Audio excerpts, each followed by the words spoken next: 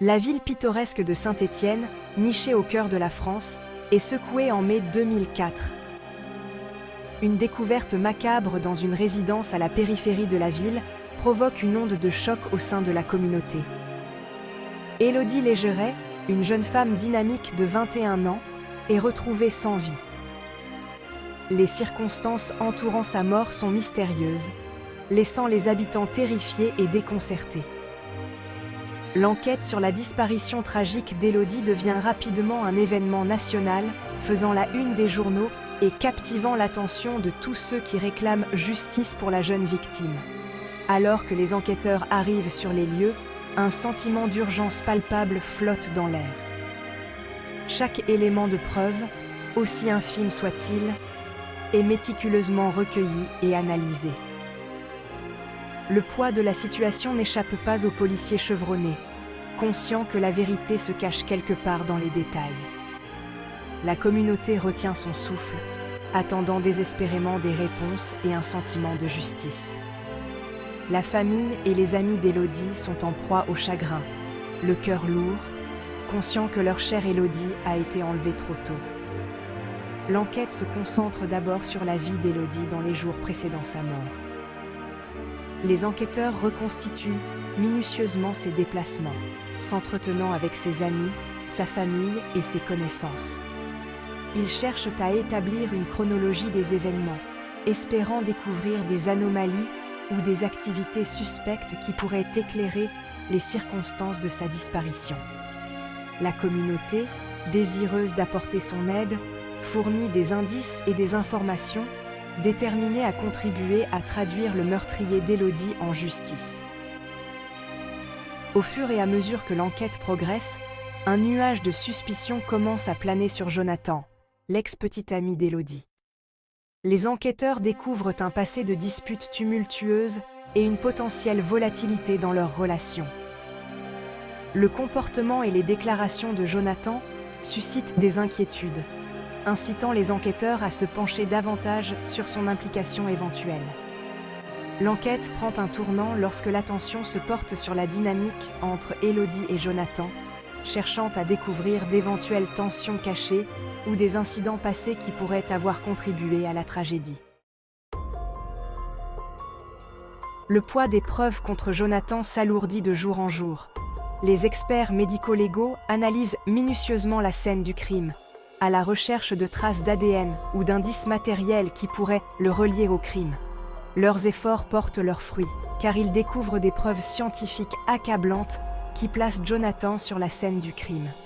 La découverte de ses empreintes digitales sur des pièces à conviction clé renforce encore les charges qui pèsent contre lui. Au fur et à mesure que l'enquête progresse, les enquêteurs mènent une série d'entretiens avec Jonathan, espérant obtenir des informations complémentaires sur sa relation avec Élodie et sur l'endroit où il se trouvait la nuit de sa mort. Au début, Jonathan clame son innocence, niant toute implication dans le meurtre d'Élodie. Cependant, à mesure que les preuves contre lui s'accumulent et que la pression s'intensifie, sa détermination commence à s'effondrer. Le poids de sa tromperie et la prise de conscience que ses mensonges sont démasqués s'avèrent trop lourds à porter. Coup de théâtre, Jonathan avoue le crime, admettant avoir tué Élodie dans un accès de rage. Ces aveux, aussi choquants soient-ils, apportent un sentiment de justice à la famille d'Élodie et à la communauté. Les aveux de Jonathan brossent un tableau effrayant des événements qui se sont déroulés en cette nuit fatidique. Ils révèlent qu'une dispute avec Élodie a dégénéré en altercation physique, qui a finalement entraîné la mort de la jeune femme. Les aveux de Jonathan, bien que difficiles à entendre, fournissent des détails cruciaux qui aident les enquêteurs à reconstituer les événements qui ont conduit à la mort d'Élodie. Ils révèlent avoir agi impulsivement, poussé par un mélange toxique de colère et de jalousie. Ces aveux, aussi choquants soient-ils, offrent un aperçu du côté sombre de la nature humaine et des conséquences dévastatrices de la rage incontrôlée. La communauté, tout en étant soulagée que justice soit rendue, est confrontée à la réalisation troublante qu'un crime aussi odieux a pu se produire en son sein. La mort tragique d'Élodie Légeret provoque une onde de choc dans toute la France, obligeant le pays à faire face à la réalité inconfortable de la violence domestique. L'histoire d'Élodie devient un catalyseur de débat national, suscitant une réflexion plus que nécessaire sur les structures sociétales qui échouent souvent à protéger les victimes de violences conjugales. Son cas met en lumière l'importance de reconnaître les signes avant-coureurs de la violence et d'intervenir avant qu'il ne soit trop tard.